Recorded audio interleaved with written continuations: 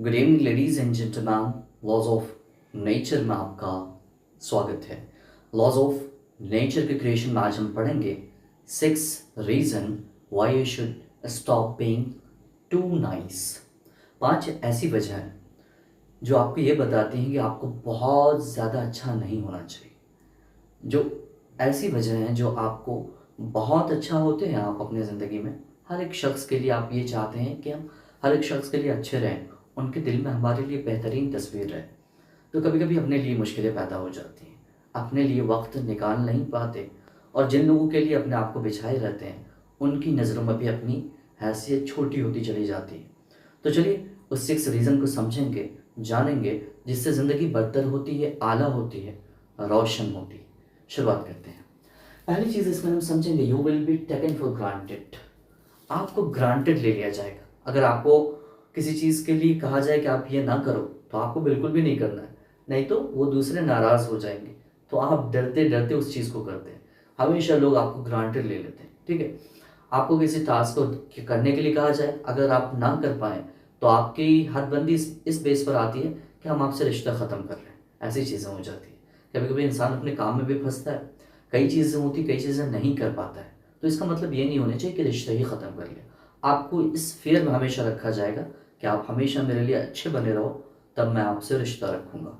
ऐसे बचिएगा, ठीक है। आप बोलिएगा मेरे साथ ये दिक्कतें हैं, अगर मैं ना कर सकूँ तो ना ना कर पाऊँगा, आप इसके लिए रिश्ता ख़त्म करो, ये बुराई है आप में, ठीक है। आप उसको तौल रहे हो, सौदे में ले रहे हो। You will be used and abused and and.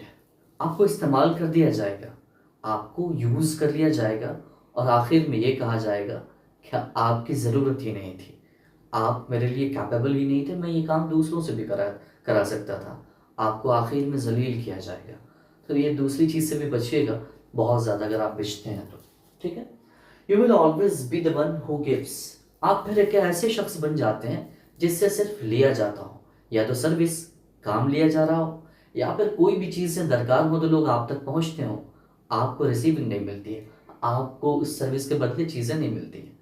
आपको एक चीज़ करते हो तो हमेशा ये आपकी ये चीज़ बन जाती है कि आपको देना ही पड़ता है। तो ऐसे में तो आप ब्लास्ट करेंगे ना, जहन आपको तो फट जाएगा ना, कहीं ना कहीं तो खराबी आएगी ज़िंदगी में, ठीक है। You will miss out on opportunities. आपकी ज़िंदगी में बहुत से मकसद हैं, बहुत से एम्बिशन हैं, बहुत सी चीज़ें आप करना चाहते हैं। अगर आप अपने अपने वक्त को, अपने टाइम को हर लोगों के लिए लगा दें कि हर किसी के लिए मैं अच्छा बन जाऊं, तो फिर अपनी अपॉर्चुनिटीज़, अपने काम तो नहीं कर पाएंगे ना। आप तो अपने आप को मुश्किल में डाल लेंगे। तो अपने प्रायोरिटीज़ को याद रखिएगा, रिमेंबर रखिएगा, लोगों के सामने बाउंड्री सेट कीजिएगा कि मेरे लिए अपने काम भी पहले प्रायोरिटी रखते हैं, फिर वक्त बचेगा तो मैं आपके लिए कुछ कर सकूंगा, ठीक है।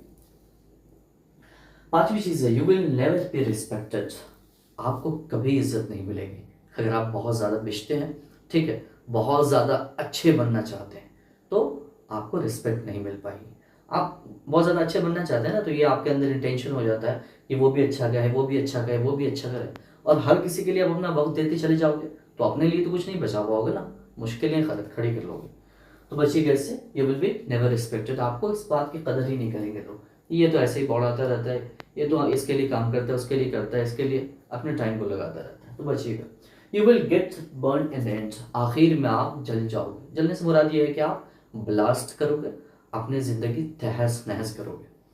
तो ये 6 चीज़ें थी जिस ज़िंदगी में उतारिए, और अपने वक्त की कद्र व कीमत को समझिए, और अपने वक्त के साथ अपनी हैसियत को भी समझिए। इस दुनिया के सामने बहुत ज़्यादा अपने आप को बिछा देते हैं ना, तो ये दुनिया उसको गिनती की तरह नहीं लेती, उसको समझती कि ये मेरे लिए तो ऐसे ही।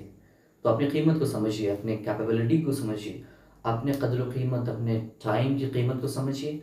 जो वक्त आपके पास दरकार है उसे सही राह में लगाने की कोशिश कीजिए। आज के लिए इतना ही। Thank you very much.